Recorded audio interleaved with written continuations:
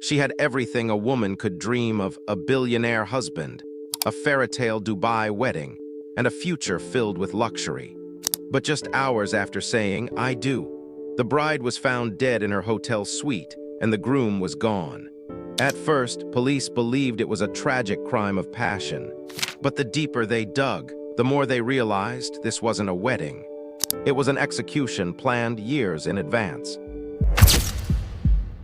Her name was Amelia Hartley, a 27-year-old British fashion consultant who had built her reputation working with luxury clients across London and Dubai. To the world, she was elegance personified, effortlessly beautiful, meticulously poised, and always photographed in designer gowns against breathtaking skylines. Her social media feed was a curated display of sunset yacht parties, private jets, and champagne dinners overlooking the Persian Gulf. But none of it caused as much sensation as the announcement of her engagement to Omar Al-Fayed, a reclusive billionaire businessman known for his vast real estate empire across the Middle East. Their love story appeared straight out of a modern fairy tale. A glamorous European influencer swept off her feet by a mysterious Arabian tycoon. Within weeks of the engagement, headlines across tabloids branded her the luckiest bride in Dubai.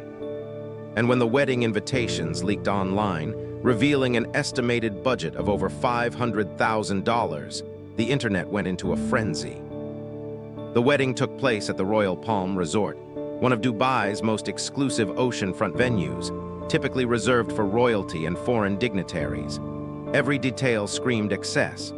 Guests were chauffeured in fleets of black Rolls-Royces. The bride's custom Dior gown reportedly took 6 months to create and featured hand-stitched crystals imported from Paris. Aerial drones captured fireworks exploding over the coastline as Amelia and Omar shared their first dance beneath a canopy of golden orchids. Romance bloggers called it the wedding of the year. Strangers online commented that Amelia had officially won at life. But behind the flawless smiles and choreographed elegance, there were details only a few guests noticed. Omar, the groom, hardly spoke throughout the reception. He kept his distance from Amelia except during photo sessions. His eyes rarely softened, even during the vows. Some assumed he was merely reserved, a cultural difference perhaps. Others whispered that he looked more tense than in love. Amelia, on the other hand, was radiant. Or at least, that was how she appeared. She laughed generously, greeted every guest with warmth, and danced with reckless joy as though determined to prove something. Not just to the world watching online, but to someone specific in that room. By midnight, the celebration began to settle. Guests retired to their suites. The remaining few gathered in the hotel lounge, sipping coffee and exchanging predictions about the honeymoon destination. Meanwhile, Amelia and Omar entered their private penthouse on the 34th floor. The hotel staff recalled Amelia smiling and waving as she disappeared behind the elevator doors. That was the last time she was seen alive. What happened inside that suite over the next few hours remains the subject of endless debate. But at 5:45 a.m., a hotel housekeeper entered the hallway with her cleaning trolley and froze. The penthouse door was slightly ajar. At first, she assumed the couple had simply left it unlocked, but something felt wrong. The room was silent. No lights, no voices, no sound of movement. She pushed the door gently, and what she saw inside would later be described in official reports as a scene of sudden, calculated violence. Amelia lay motionless on the bedroom floor, still in fragments of her wedding gown. Makeup smeared, jewelry missing. A red silk ribbon, one that had adorned her bouquet just hours earlier, was now wrapped tightly around her neck. There was no sign of Omar. His watch, his shoes, his overnight bag, everything had vanished. The police were notified immediately, and within an hour the penthouse was sealed off. Dubai's Criminal Investigation Department arrived in full force. Detectives questioned staff, reviewed security footage, traced entry logs. The official statement released to the press that afternoon was short and vague. A woman was found deceased in her private suite at approximately 6. 00 a.m., the husband is currently unreachable. We are investigating all possible motives, including foul play. The internet erupted. News outlets scrambled to cover the story of the bride who died hours after saying, "I do." Speculation spread like wildfire. Was it a jealous ex? A robbery gone wrong? Or had the billionaire groom murdered his bride and vanished? But what investigators would soon discover was far more shocking than anything the media imagined. This was not a crime of passion. It was a plan, engineered years before Amelia ever walked down the aisle. The hours leading up to Amelia's death are a puzzle pieced together from hotel surveillance, witness testimonies, and fragments of digital evidence. What began as the happiest night of her life quickly unraveled into something chillingly calculated. At 12:17 a.m., Amelia and Omar left the ballroom where the reception had ended. Cameras captured them walking toward the elevator that led directly to their private penthouse. Amelia appeared lively, still in her gown, champagne glass in hand, while Omar kept his gaze down, his expression unreadable. They were alone. No bodyguards, no family, no attendants. From that moment on, everything becomes a mystery. Guests who remained in the lounge below claimed they never saw the groom return. No late-night drinks, no celebratory toast, no friendly goodbyes. It was as though Omar had vanished into thin air the moment the elevator doors closed. But Amelia was still very much present. Forensic analysis of the penthouse revealed she had changed out of her heavy gown sometime after 1 a.m., replacing it with a silk slip, likely meant for her wedding night. A half-finished glass of wine sat on the bedside table. Her phone was plugged into the charger, suggesting she intended to sleep. Yet the sheets told another story. They were undisturbed, untouched. Instead, investigators found signs of a violent struggle near the wardrobe. Broken glass, overturned perfume bottles, faint bruises on her arms consistent with restraint. What exactly happened during those missing hours remains speculation, but one chilling detail was confirmed. Amelia's phone received 2 unanswered calls between 2:00 and 2:15 a.m. Both were from an international number traced back to London. Detectives later discovered the number belonged to a man named Daniel Cross, a former lover Amelia had allegedly cut ties with months before the wedding. This detail shifted the case from a simple domestic tragedy to something far more complicated. By 3 a.m., surveillance showed Omar leaving the hotel through a private service exit. He wore casual clothing, carried a single black duffel bag, and left behind his wedding ring on the bedside counter. The cameras never captured him returning. His disappearance was so smooth, so deliberate, that police believed he had planned his escape long before the wedding itself. But the question remained, what drove him to leave his bride lifeless in their suite? Neighbors in adjacent penthouses reported faint noises around that same hour, raised voices muffled by thick walls. One guest claimed she heard a woman crying, followed by silence. Another said she noticed the elevator running repeatedly between the penthouse and the lower service floors. Yet when authorities cross-checked the logs, only one card key had been used that night: Omar's. At 5:30 a.m., roughly 2 hours after Omar slipped out, Amelia's body was discovered. The silk ribbon around her neck was tied with a precise double knot, something forensic analysts later described as professional and deliberate, not improvised. This raised even more questions. Was Omar truly acting alone, or had someone else entered that suite? Investigators combed through hours of footage. No one besides the couple was seen entering the penthouse. Yet one small anomaly stood out. At 2:47 a.m., a staff elevator paused briefly on the 34th floor, the same level as the couple's suite. The footage of who exited, or if anyone exited at all, was mysteriously corrupted. Whether it was a technical glitch or deliberate tampering has never been proven. By sunrise, the world was already waking up to headlines about the tragedy. But inside that sealed-off suite, the details painted a grim picture. Amelia's makeup was smeared, her jewelry missing, her phone wiped clean of recent messages. Police speculated that Omar might have discovered her past. Perhaps the calls from Daniel Cross had triggered rage or suspicion. But others argued this theory was too neat, too convenient. Omar's swift disappearance suggested something more sinister, premeditation. When detectives searched his financial records, they discovered that 3 weeks before the wedding, Omar had transferred millions of dollars into offshore accounts under a different name. Plane tickets were booked to an undisclosed European location. He had, in essence, prepared for a life beyond Dubai without Amelia. Still, the haunting image remained. Why marry her at all if his plan was to erase her? Was the marriage itself part of the trap? Friends close to Amelia later revealed that she had been keeping secrets of her own. She once confided to a friend that Omar was not who he pretends to be, but refused to elaborate further. Perhaps she feared what would happen if she spoke out. Perhaps she underestimated how far her new husband was willing to go. What investigators now understood was chilling.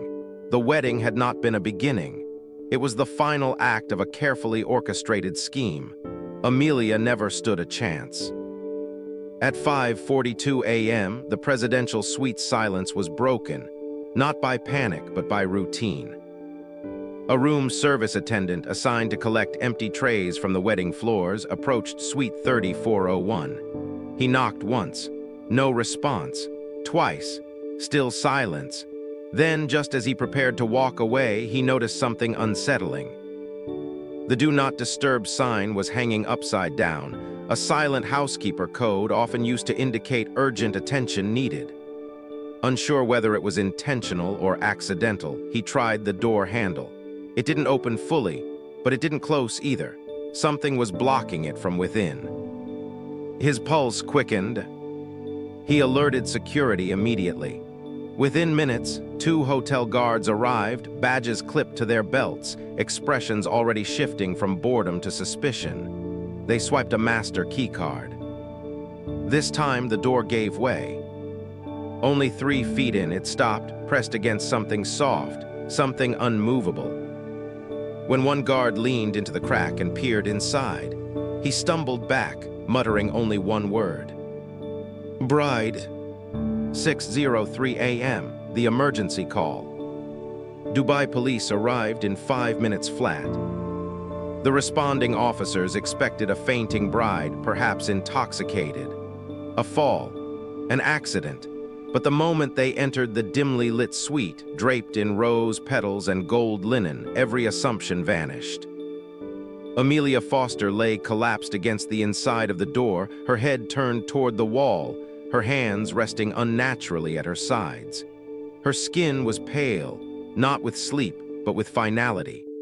The silk ribbon tied around her neck stood out like a signature. There were no struggle marks across the room beyond the shattered perfume bottles near the closet. No overturned furniture, no forced entry, no sign of a robber. This was not chaos. This was precise. The officers exchanged glances. This was no accident. This was placement. Someone had arranged her like that. 6:15 a.m. lockdown. The entire hotel floor was immediately sealed. Guests were forbidden from leaving their rooms. Security footage was pulled. Every exit was monitored. But it was already too late. The groom was gone. A member of hotel staff whispered what police already feared. No one had seen Omar since midnight. It didn't make sense. Grooms don't vanish on wedding nights, not unless they want to. 6:30 a.m., autopsy at the scene. The forensic doctor arrived quickly. He knelt beside Amelia, gloved hands inspecting her posture, the ligature marks, her pulse points. Strangulation, he said quietly. Not instant, slow, controlled. A horrifying revelation followed. There were no signs of sexual contact, no forced intimacy, no defensive wounds on Amelia's hands, no signs of romantic escalation gone violent. This was not an emotional outburst. This was discipline. 7:00 a.m., a message hidden in plain sight. While officers continued to survey the room, one investigator noticed something subtle. On the bedside table, placed neatly beside the untouched wine glass, was a single wedding photo printed from the hotel's live photo booth. Omar and Amelia smiling, but across her face, a thin pen line slashed diagonally from forehead to chin. Was it symbolic, a mark of rejection, a warning? Or was someone, perhaps Omar, telling the world she was unworthy of the title she had just taken? 7:30 a.m., the first theory. By now, the working theory was clear. A crime of passion. A husband discovers a secret, rage, murder, escape. Simple, efficient, convincing. Too convincing. Almost scripted. One detective, a veteran of domestic crime, muttered under his breath. It's too clean, no hesitation, no mess. No remorse, he didn't panic, he performed. That changed everything. 8:00 a.m., the parents arrive. When Amelia's father reached the hotel, officers tried to prepare him. Nothing could have. He demanded to see the body. They refused. He begged. They refused again. Her mother collapsed before even reaching the elevator. But Omar's family, their reaction was restrained, controlled, almost expectant. His father asked one question and one question only. Did he leave a letter? Not is she alive? Not what happened to my son? But did he explain? As though this wasn't tragedy, as though it was procedure. 8:30 a.m., a new twist. Detectives finally accessed Amelia's phone through forensic recovery tools. Nearly every message from the past 24 hours had been deleted. Manually, deliberately. Except one. A voice note sent to an unnamed contact at 1:58 a.m., less than an hour before her death. Her voice was steady, not fearful, not panicked. She said only, "If anything happens tonight, don't let them call me a victim. I walked into this with my eyes open." Then silence. She knew. She knew something was coming. She wasn't running, she wasn't afraid. She was prepared. But what had she prepared for? And why, if she sensed danger, did she stay? Omar al-Rashid was now the most wanted man in Dubai. But if there was one thing detectives agreed on, it was this. He didn't run in panic. He disappeared with precision. 3:12 a.m., exit confirmed. Surveillance from a service corridor showed Omar stepping into a maintenance elevator, dressed not in his wedding attire, but in casual jeans and a gray hoodie. His face was partly obscured by a baseball cap. He wasn't rushing, he wasn't trembling, he didn't glance at the camera. He walked like a man clocking out after a long shift. He carried one black duffel bag, likely packed in advance. At 3:17 a.m., he exited through a delivery gate designated only for staff. A white SUV was already idling outside. No license plate, no driver visible. He entered the vehicle. Within seconds, it was gone. The investigative blind spot. Normally, Dubai's road network is a surveillance fortress. Every car is tracked, every toll gate scanned, every border crossing monitored. But this SUV, it appeared on zero records, no plates, no toll signatures, no footage at major checkpoints. It was a ghost vehicle, which meant one thing: someone had prepared this escape in advance. Someone powerful. The secret bank transfers. Digging into Omar's financial records, forensic accountants found something even more disturbing. 3 weeks before the wedding, $4.2 million was wired through layered shell companies to an offshore account in Cyprus under the name Yusuf Karim. Cross-referencing passport databases revealed no man with that name existed. But guess what did exist? A passport with that identity, issued through a private broker specializing in identity reformation. Omar had built a second life for himself long before the wedding night. A new name, a new account, a new exit route. The jet that took off before sunrise. Police scrambled to review flight logs from private airports. At 4:05 a.m., a Gulfstream G650 took off from a private airfield outside Abu Dhabi, registered under a holding company in the British Virgin Islands. Passenger manifest, empty. But fuel load and trajectory suggested a long-haul escape, possibly toward Eastern Europe or North Africa. The pilot filed no formal destination. The jet simply lifted off into the night and vanished from civilian radar 20 minutes later. The timing aligned perfectly. Too perfectly. The question that haunted investigators: why marry Amelia at all, if he always intended to vanish? Why spend millions on a ceremony only to walk away before dawn? Unless the wedding itself wasn't the goal. It was the trigger. Something at that altar wasn't about love or reputation. It was about completion. But completion of what? Revenge, punishment, or a ritual? The clue left behind. When detectives reviewed the suite one last time, they noticed something everyone had overlooked. On the bathroom mirror, written faintly in steam residue, were 3 words, almost erased but still visible under forensic lighting. She lied first. But investigators found no fingerprints matching Amelia's or Omar's on the mirror surface. Which meant he wrote it in the middle of the act, meaning it wasn't a clean, sudden explosion of rage. It was a statement, a justification, the realization. This wasn't a husband who snapped. This was a man who believed he was in the right. He believed he was correcting a wrong, punishing hypocrisy, erasing betrayal, restoring honor in his own twisted way, which implied something far more dangerous. He wouldn't stop running. He would wait, watch, justify, and possibly strike again. A voice from the past. Then came the twist.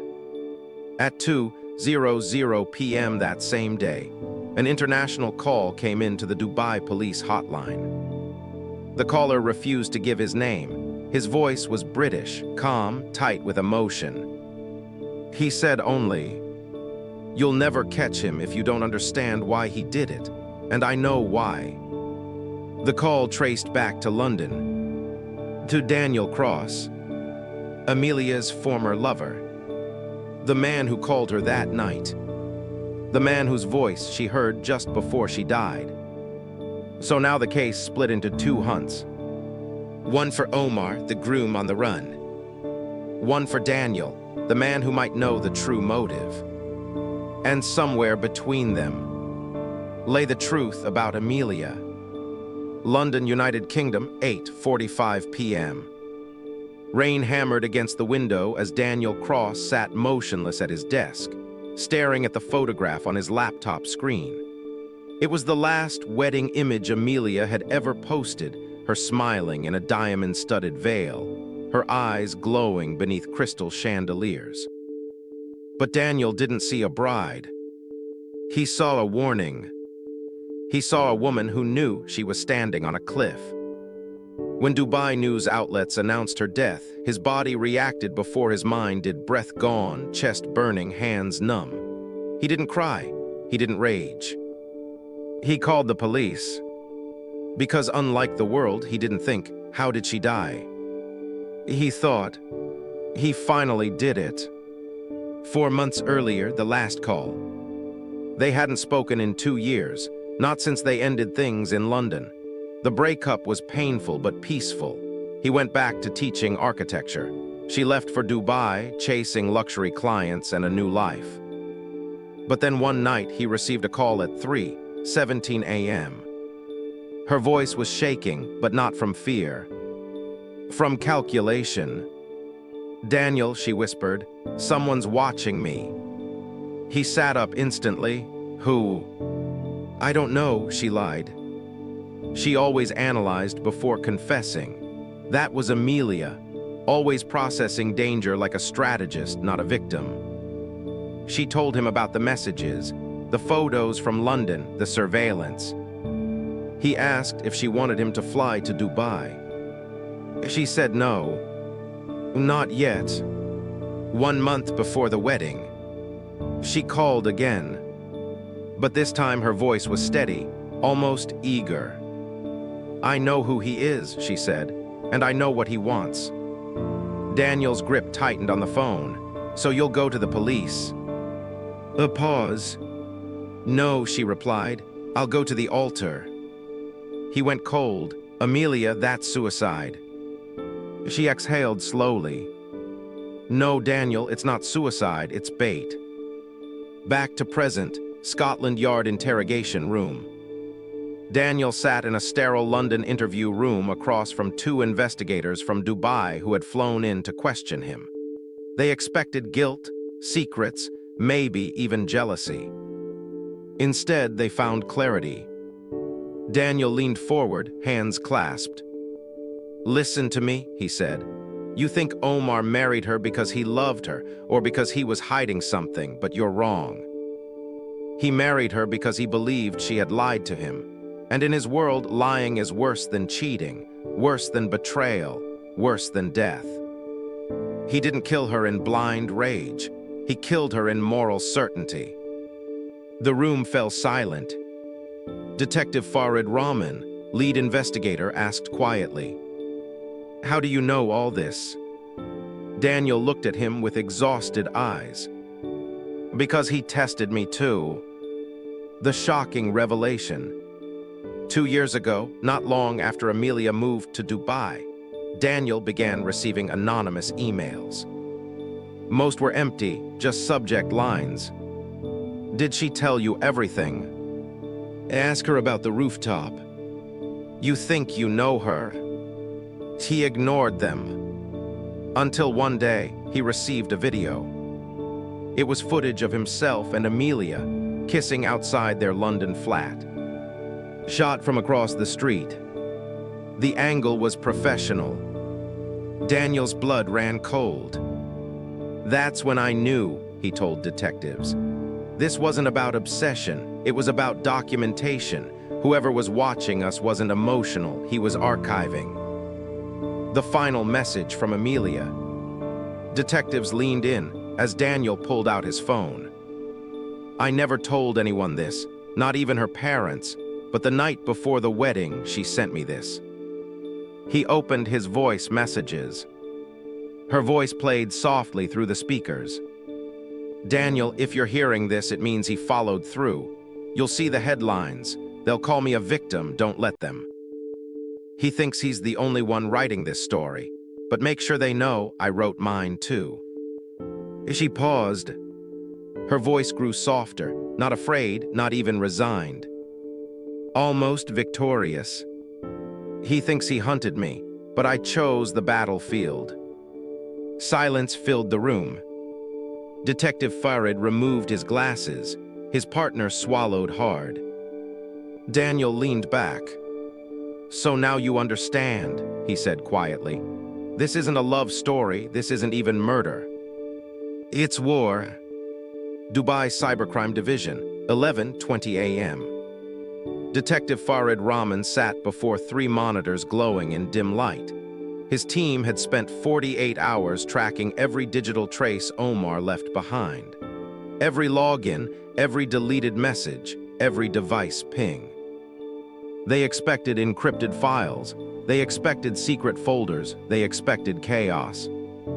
What they didn't expect was a document left in plain sight. A file resting quietly inside an email draft, never sent, never erased. Title: The Justice of Truth. Farid clicked it open and began to read. This is not murder, this is correction. The world forgives liars, I do not. A woman who deceives a man robs him of his future.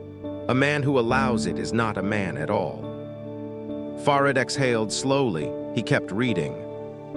Amelia Foster lived 2 lives, one for society, one for pleasure. She played the part of innocence while entertaining her past in secrecy. She kissed another man while saying yes to me. She chose deceit. I chose consequence. This wasn't rage. This was doctrine. It wasn't written by a man spiraling. It was written by a priest of his own twisted morality. Digital forensics report, London and Dubai. Investigators dug deeper.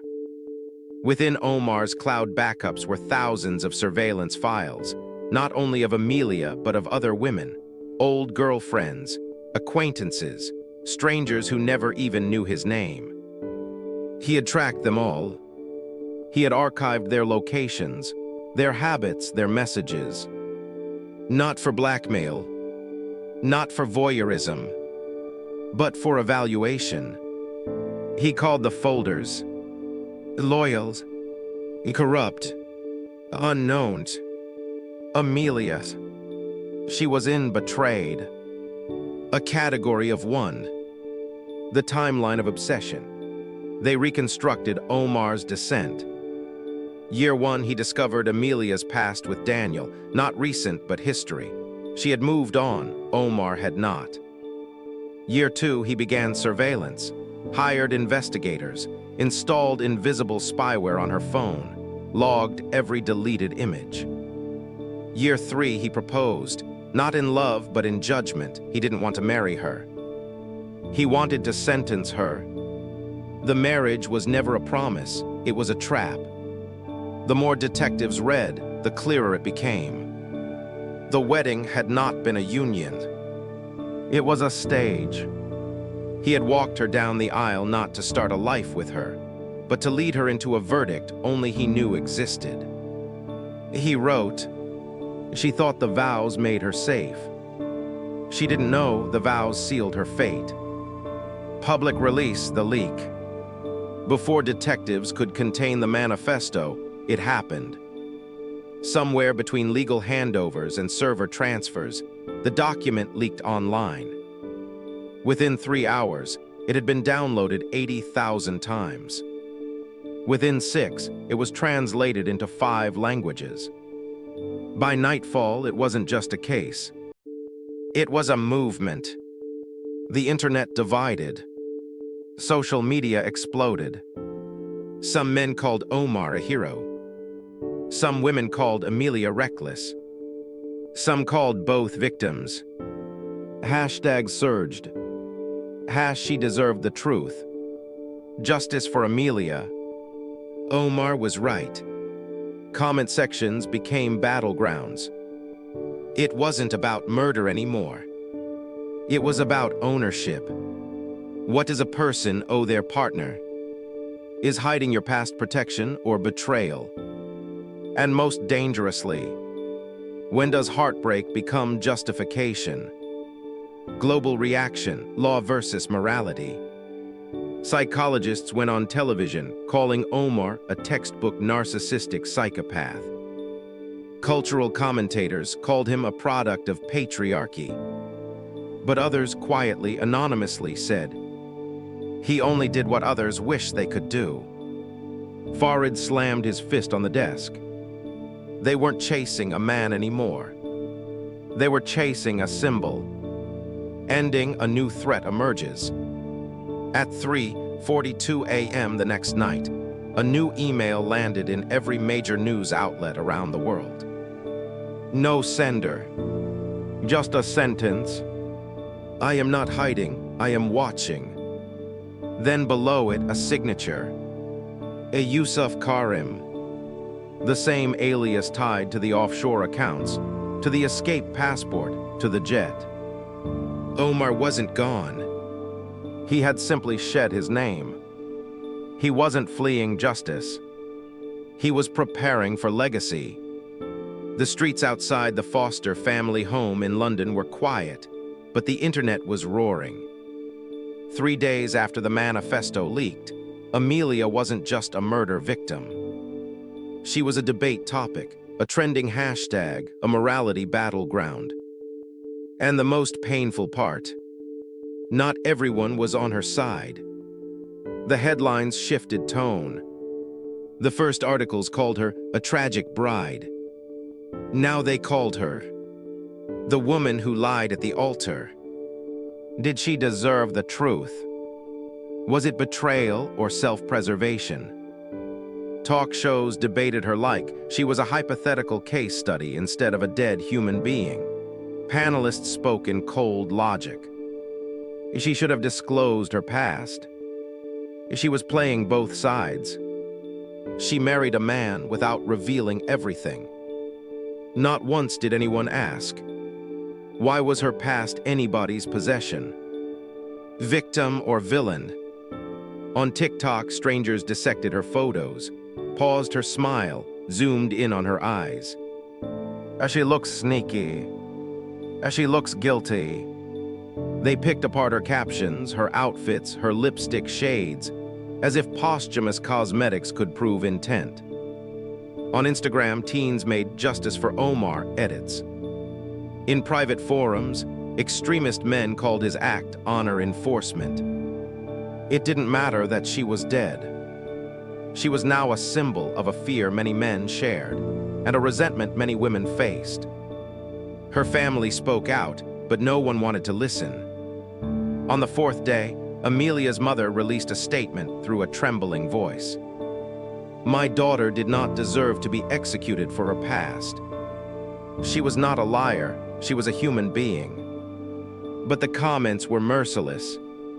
If she didn't want consequences, she shouldn't have hidden things. He only demanded honesty. He did what weak men never dare to. Farid Rahman, watching the media storm unfold, muttered under his breath. She died once, now they're killing her again. Daniel's fury. In London, Daniel scrolled through the online discourse with shaking hands. She wasn't being mourned. She was being judged. For days he stayed silent. Then one night he snapped. He opened Twitter and posted, "Let's make something clear. She didn't die because she lied. She died because a man believed her life belonged to him." The post exploded, 2 million likes, 300K retweets. But with support came death threats. Men replied, she lied, she destroyed him. He owned her truth, she broke the contract. The divide deepened. Universities held ethics panels. Churches gave sermons on trust. Influencers uploaded reaction videos. The world wasn't asking who killed her. They were asking, was he justified? And perhaps worst of all, some women agreed. One viral video showed a young woman saying, "I don't condone murder, but I understand why he snapped. Emotional betrayal is worse than physical violence." The comment section was full of thousands of replies.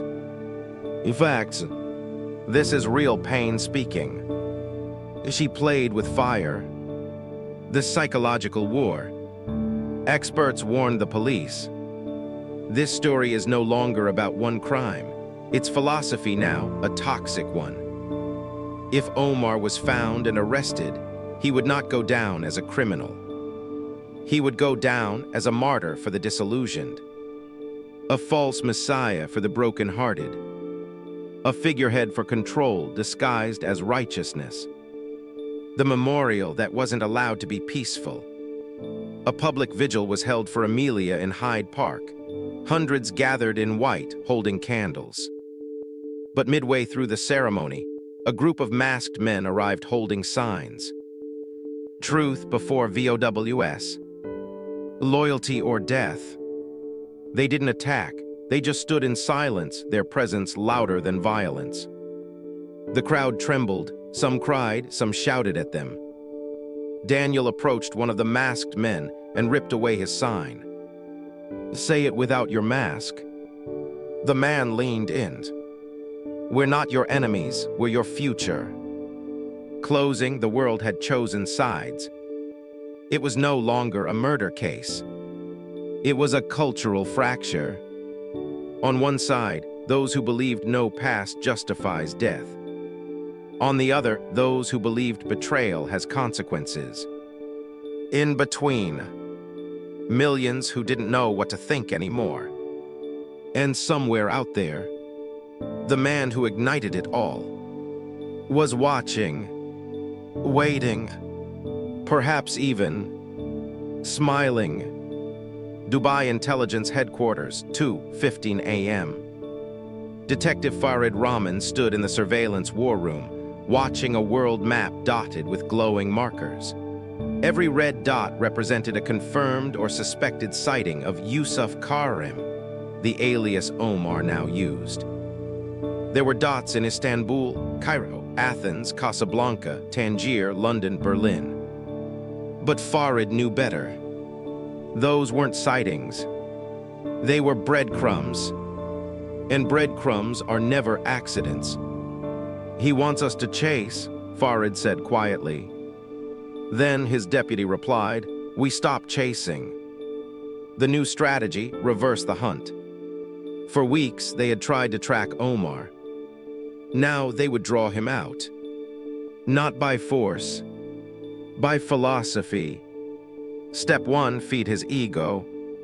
They constructed a fake digital movement, using anonymous accounts, comment bots, and targeted forum infiltration, praising Omar as a righteous avenger. But with a twist, they inserted strategic doubts. Posts like, "Omar was right, but his job is unfinished." If he truly believed in justice, he'd expose more liars. Real men don't run, they enforce. They weren't glorifying him. They were provoking him. They were challenging his pride. Step 2, introduce the bait. Next, they fabricated a leak. A fake dossier, supposedly belonging to another deceitful bride, complete with photos, timelines, and staged messages, seeded quietly into the same online forums Omar was believed to be monitoring. The name was fictional. The backstory was strategic. A wealthy political daughter in Istanbul. A woman who had lied to her fiancé. A woman whose wedding was set for 14 days later. Step 3, wait for the wolf to circle. They didn't announce it. They didn't publicize it.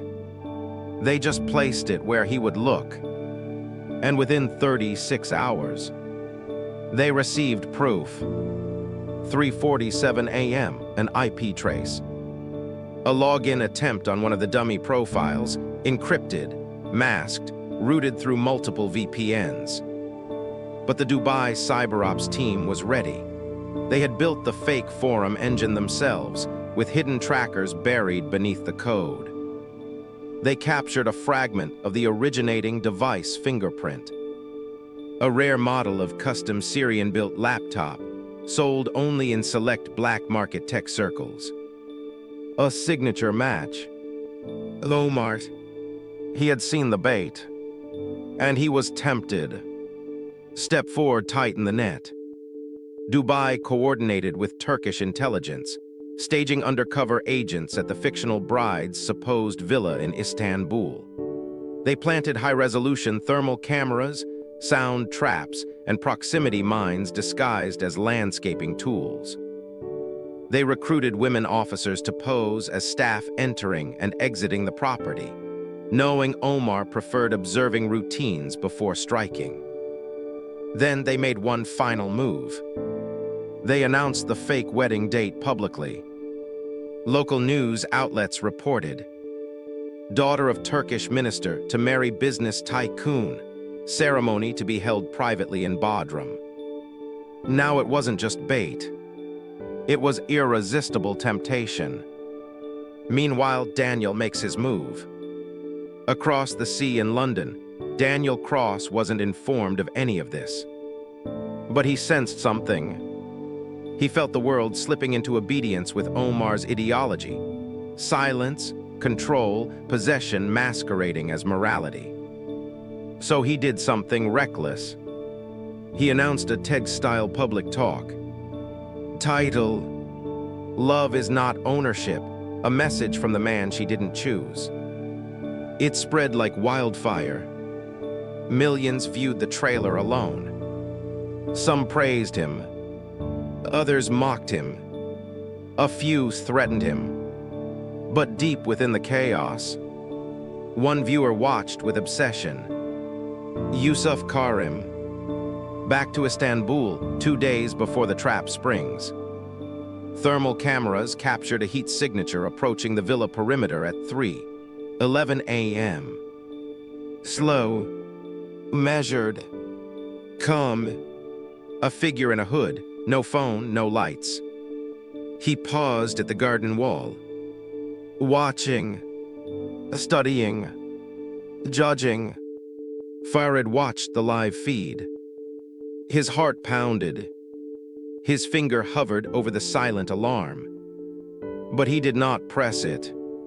Not yet, he whispered. He's not ready to strike.